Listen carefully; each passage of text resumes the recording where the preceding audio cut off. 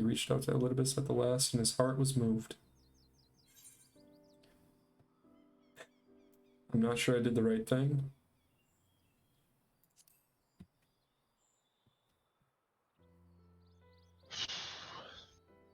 Perhaps you did, perhaps you did not. None can say. But the important thing is this: though violence proved unavoidable, you did at least come to understand your foe. And in knowing his hopes and dreams, do we best remember him and his legacy. So long as they remain unforgotten, the love he and his brethren bore for one another and the star may yet be rewarded.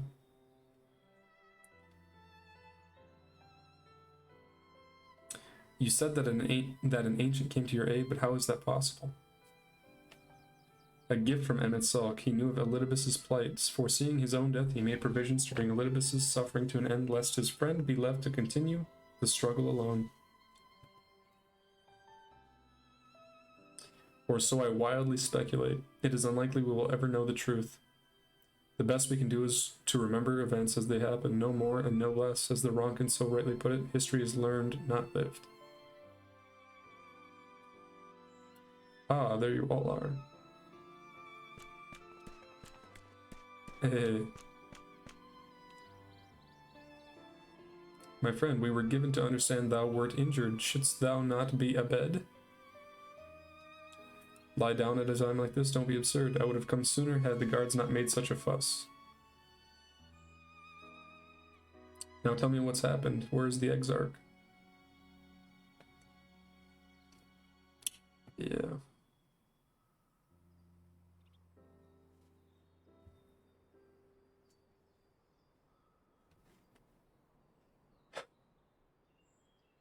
I see.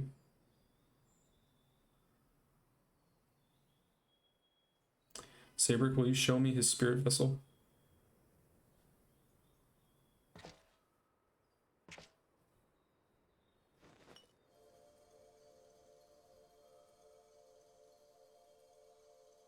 Yes, both his soul and memories seem intact. Good. Unlike the others, his ether was not highly charged, and so it did not seem necessary to employ a familiar for the imbuing, but I needed to be certain all the same. What a relief.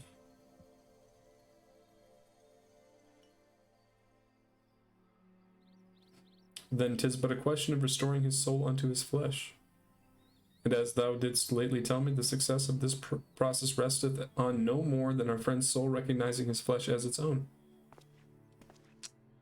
Given his apparent desire to return to the source with Sabric, one would think his soul would be only too happy to be home, no? Surely it wouldn't balk at the relative newness of its accommodation. So one would hope, but none can speak for the Exarch's heart of hearts, and he can no longer speak for himself.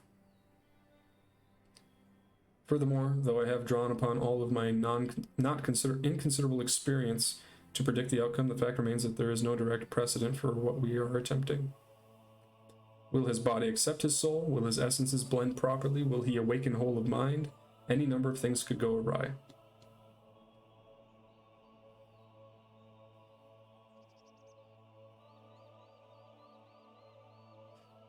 Assuming I have succeeded in tempering your expectations, I should probably add that I did ask the Exarch if he still wished to return to the source in full knowledge of the risks.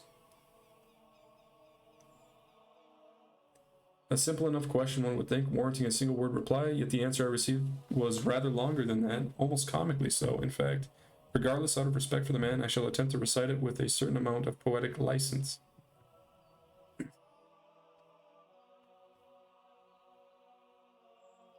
As I grew older, the burdens I carried became ever more numerous, burdens which weighed upon my hopes, burying them deep within my breast, so deep that I couldn't be certain they were still there.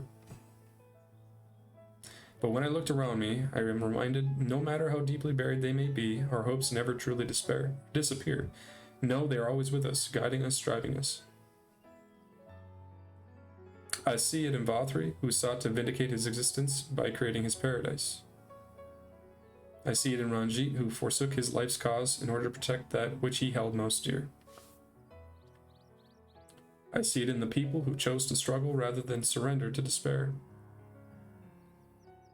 And though our struggles may differ greatly since the very beginning of time, they have all shared that one common thread, hope. We struggle because we have hope, and when the time comes, I too will embrace mine. I will follow my heart regardless of the risks. And I will live with all my being as befits one who has been granted a second chance. There, I told you it was long and unspeakably sentimental to boot. One would think them the outpourings of a dewy-eyed boy, not the old man the Exarch seems to believe he is. I mean, really, he's scarcely been alive as long as I've been in hiding. I dare say he's blushing in his vessel. Speaking of which, we should make ready for our journey. Time remains of the essence after all. Needless to say, once we leave, there is no guarantee that we can return. If anyone has unfinished business, now is the time to see to it. I must pay a visit to Slitherbow. Let us reconvene here anon. There remains some few matters which require mine attention in Ilmeg. May I leave Thancred in thy care, child? I've been meaning to get some flowers for Minfilia. I thought you might help me choose them, and then we could go to the Naboth Orang together one last time. A fine suggestion. Lead on.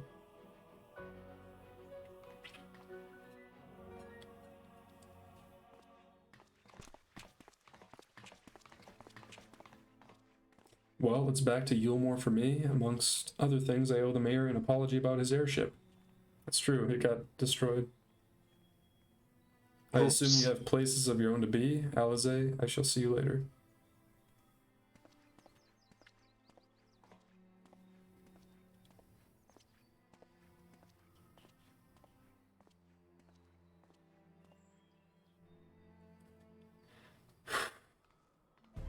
Alright.